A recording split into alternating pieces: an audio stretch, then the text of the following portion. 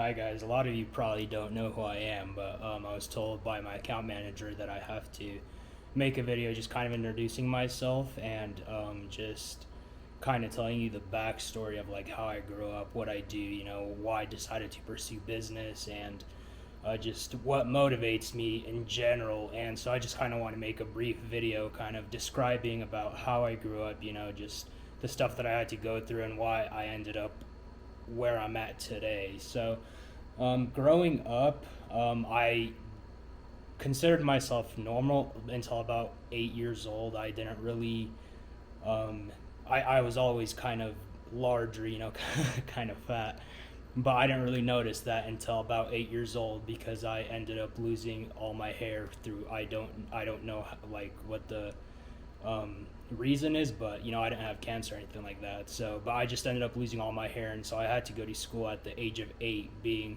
fat and bald, which is a combination made pretty much for bullying. So, I got bullied a lot as a kid. I'll try and find a picture here really quick so I can show you.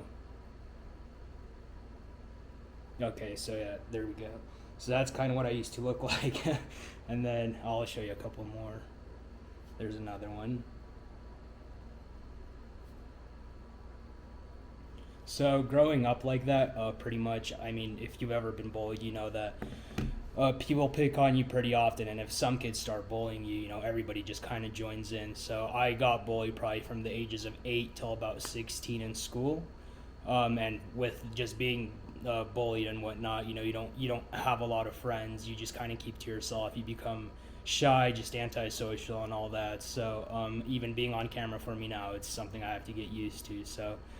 But growing up like that, not having many friends, I always kept to myself, and I just had a drive to be different. I was obviously super big before, and that just I used to watch a lot of sports, and just that motivated me. Just put something into my brain that one day I want to be successful. I really used to be into soccer, football, basketball, baseball, but I never got the opportunity to play just because of how big I was. But in the back of my mind from the ages of 8 to 14, I had it that I need to lose weight. I want to look better, I want to feel better. And so there was just a motivation to, do better in life. And essentially, around the age of 14, I started taking weight loss seriously. And I lost from the ages of 14 to about 17. I lost a good amount of weight. The heaviest I've probably been was about 255 pounds, close to 260. And so I just really started taking discipline seriously. And growing up with being bullied, not having many friends, you just stay to yourself. So I had plenty of time to work on myself. And even the friends that I did have, let's say there's a group of 3 friends that are walking on the sidewalk, you're the guy walking behind just because you're not the favorite in the group. So that's kind of how I grew up, and that just pretty much made me just focus on myself instead of like caring. I obviously cared about my friends, I still do. We don't talk really anymore because a lot of them don't even live in the same state that we grew up in, but I respect them, I love them, and I don't feel any sort type of way against them. They were great, but I just wasn't ever the favorite. So being alone a lot just kind of got me thinking, how can I become successful? How can I change my life around to live the life I want to live, to achieve the dreams I want to achieve? And I always had that imprint in the back of my mind. And so I used to work at Sonic. That was my first job, and I would be the hardest worker there. Everybody there would just be super happy because I would take care of the backside of, so like the grill, the kitchen area, and then when I have time, I would go run up front and do their stuff too. So I was just kind of all over the place, super motivated, super driven from a young age ever since I got my first job. And then I started slacking off probably my senior year of high school. I wasn't as driven and motivated, and one day I wanted to go buy something that was like $4 and maybe 30 cents, so not a lot of money at all. And I looked at my bank account. I'm 17 or 18 years old at this point. I looked at my bank account and I had $2 and some cents in there. So I can't even afford a full $4 item, which is kind of crazy to think about. So at that point, I was laying in my bed and I realized like something clicked. I have to change my life. And ever since that, it's like a fire got lit under my butt. But so what I decided to pursue in business is actually not something that I would have ever thought I would pursue. It just kind of sort of happened. Growing up, I had no interest at all in doing what I do currently. So after high school, I was working at another fast food spot, and I went and got a job cleaning airplanes for a company where in the state that I live. And so I did that for about 2 years. And during that time, I was never into aviation, but during that time, I decided that I want to become a pilot. Just everybody that loves aviation, they love flying. So that's kind of what I decided to do. And so I started going to flight school, and it's very expensive. I think one lesson of flight school is about $300. And at the time, I was making about $900 to $1,100 every 2 weeks. So that would be enough to cover 3 flight lessons during that period of time and just fuel to get back and forth from work. So not a lot of money. And so, I asked my boss for a raise. He said no. And I told him I'm going to either look for another job or just start cleaning airplanes. Not another job. I'll still work for him, but get another part-time job. Or I'm going to start cleaning airplanes on the side. And I'll do the smaller ones. And if any opportunity presents itself to do a big aircraft, I'll bring that to him, just so I don't want to interfere with his business. I just want to make a little bit more money. I made it clear to him I don't want to be competitive, but he didn't like that idea. He said if I go get another part-time job, I'm not going to be fully dedicated, but he's not willing to pay me more. And so he decided to fire me, and so that's kind of how my business began, actually. So at the time, I decided to stop flying and just completely focus and grind on this aircraft detailing business. And so I started that at about the age of 20. Yeah, 20. And I've been doing that ever since. I expanded into more businesses, but so I do a couple of other things now, like car rentals, property management. I do some online stuff, and then aircraft detailing as well. So I'm considered a serial entrepreneur, but that was my main business focus. And still currently is, because that's the biggest business that I have at the moment. But the first 2 years, from 2021 till 2023, my business was very slow. And so I had to supplement my aircraft detailing business with the income that I'm making from there was not enough to even live. I was probably making about $800 a month from that business. So I still, whenever I got the opportunity to go clean an airplane, I would do it, and I would try my best, with advertising and with just all sorts of other stuff, going to events. And that necessarily did not, it was working, but it was extremely slow. Like just getting the ball rolling was super, super slow, because whenever my old boss fired me, he sent out a bunch of legal documentation saying, that I did not start my business in an ethical way. So essentially all the aviation companies around the area that I live in got this email. And so whenever I would go and try to make a connection here or there, they would just kind of decline to talk to me, thinking that I'm this horrible person.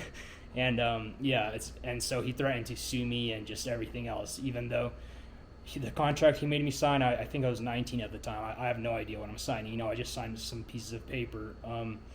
And so he just kind of made up a bunch of stuff, threatened to sue me, sent out all these legal documents to the companies in the area. So I just had a difficult time in the first 2 years with my business. So I had to supplement my income, and I knew a lot about bicycles, like road bikes, mountain bikes, BMX bikes, all that kind of stuff.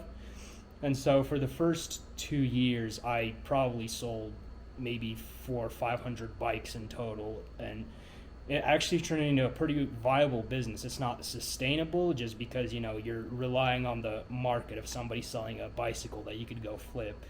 But all glory to God, even through those 2 years, I still made very good money. Not what I make now, but I'm still very grateful for the opportunities that he presented me. Even when my aircraft detailing business was slow, he still gave me the opportunities to make money, to make a living, so I can eventually grow my aircraft detailing business and expand into whatever else I want to do. So for those 2 years, I still rely on God and whatnot, but for those 2 years, I really, really had to rely on him and just focus on building my aircraft detailing business. And whenever he presented me with an opportunity, I'd try my best at it. And every night that I was selling those those bikes, I still do this now, but every night I would come home and I would get on my knees before my bed and just pray to God, to bless my business, to give me the strength to keep going, not give up, because I know that if you trust in God, like he'll make a way where there's no way. It says that in the Bible. So I just kept believing, you know, I kept trusting, and now I'm doing incredible things. Like my business is in a place where I never thought it would have been. You know, I'm working on some very large and famous aircraft that just the money from that is incredibly well. Like I sometimes the projects that I do that take me about a month, some people don't even make that amount in a year. So I'm super grateful for kind of what God's brought me through. You know, it made me grow closer to Him, and just faith just helped me conquer everything. You know, even 6 months ago, I never had a credit card before, so everything that I always purchased was a cash purchase. You know, I wouldn't buy anything on credit cards that I couldn't afford. You know, everything that I ever owned was purchased cash.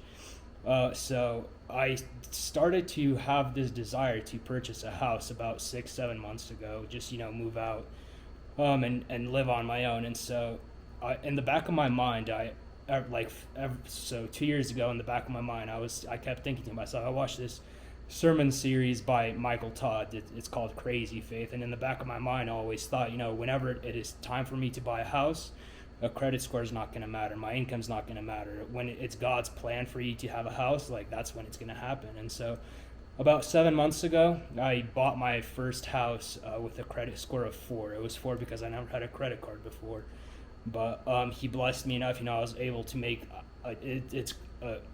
make a huge down payment towards that house. And the way that that God structured it, I didn't even have to have a credit score, no checks, no nothing like that. And He's just been blessing me incredibly well. You know, recently I just purchased not a dream car, but a very nice car. I purchased a McLaren.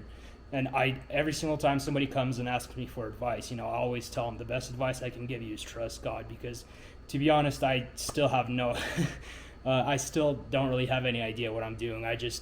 Every opportunity that God gives me, you know, I take it and I run with it. You know, I do the best that I can. I push it all the way through.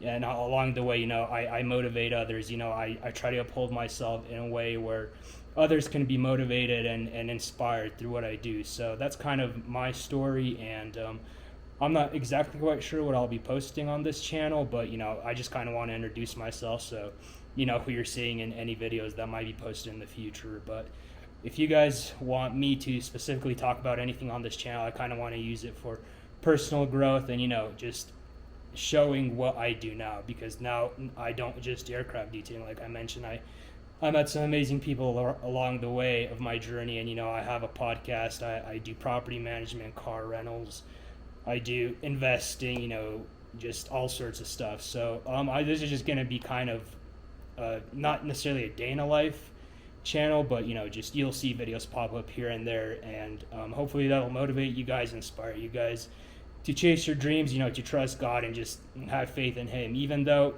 your life might not be financially successful, if you have God, then you have everything you need. You know, you will be happy, you'll be blessed. Just focus on Him, and the Bible says, seek first the kingdom of heaven and everything else will be added on to you. So I truly believe that. I notice that whenever I seek God, you know, whenever maybe 1 week I don't make as much money as I wanted to, and I still go and tithe more than 10%, you know, I notice that the next week or the week after that is extremely blessed. So it all has to do with faith. That's the number one piece of advice I can give you, is just have faith. That's pretty much the number one thing. But yeah, like I said, just look out for future videos, and if you guys have anything specific you'd like me to discuss, just leave it in the comments, and I'll see you guys in the next one.